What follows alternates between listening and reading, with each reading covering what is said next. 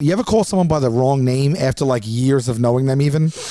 I've done that. I've accidentally I've done that. This is something that my buddy does to me all the time, to the point where now I'll never believe him if I ask someone's name. But like he's caught me a couple of dozen times in my life when I'm like, oh, what's their name? And he's like, Philip, and I'm like, Philip, and they're like, and I'm like, it's so mortifying. Yeah, I because I call everybody buddy or babe, I think like that's how I get away with it. But normally, like I won't know somebody's name. And I'm like, hey, what's up, buddy? How you doing, babe? Or I'll always do the thing where if I don't know your name and let's say I'm with someone we have to introduce, I'm like, oh, this is Jasmine, and then they will always say their name. That's the way to get around it. You never. That's the trick everybody knows. You just have to do that. What about people call you? I don't correct like when they mispronounce my last name, but like okay, so like someone like there's a comic who calls me Saul.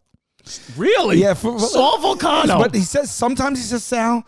Sometimes he says Saul, but he says Saul as much as he says Sal, and it's been years of knowing him, and I just don't say anything because he's someone I look up to. Sal, though. He's someone I look up to though, and he calls you Saul. Yeah, Attell. David Attell calls you Saul. Like he's one of my heroes, so I'm just like, yeah, I'm just Saul. You know? So, well, you know what? He came up to me once, David Attell. Yeah, but he's also called me Sal. No, but he also, Dave just does what he wants to do because he said to me once, I swear to God, we were at the Comedy Cellar. He was sitting always in the aisle where he was smoking outside, right outside the olive tree, smoking a cigarette. And, he knows me. He's like, oh, Chris. He was like, what's up? I'm like, how you doing, man? He goes, let me ask you a question. He goes, are you one of those impractical jokers? and I said, no. I said, I'm not one of them. He goes, I said, I know them. And he was like, yeah. He was like, I thought you were one of those impractical jokers for this whole time. And I'm like, oh.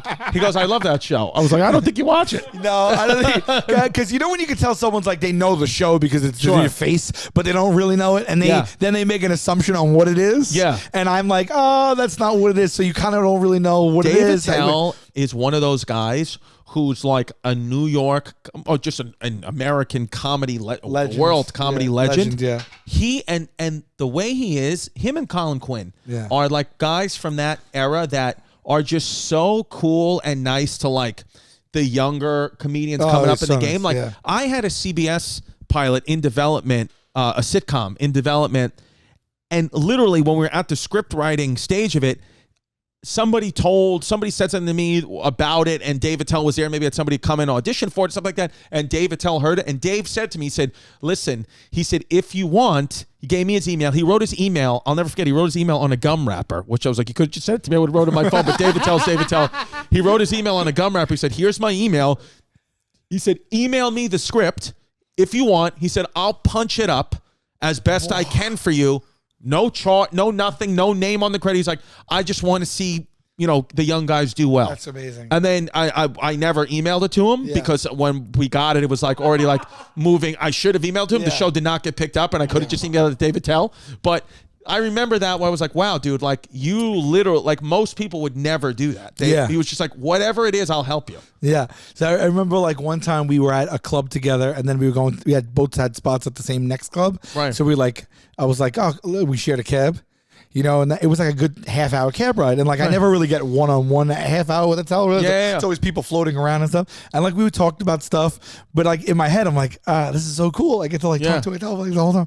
And then we get out and we go into the cellar after that, and we go in and we're all talking. And then he's like, yeah, me and Saul were in the I was like, oh man. It was like right after the half-hour cab ride. Yeah. But like it's not like he doesn't know me. I know him, but it's like it's a 50-50 shot if I'm getting Sal. Yeah, but it's also like, you know what? But that gives a character. It's like, all right, to him, you're Saul. Don't be a fake. Don't be a flake. Don't run away from your feelings, babe. Don't be afraid. Don't be ashamed. Don't hesitate.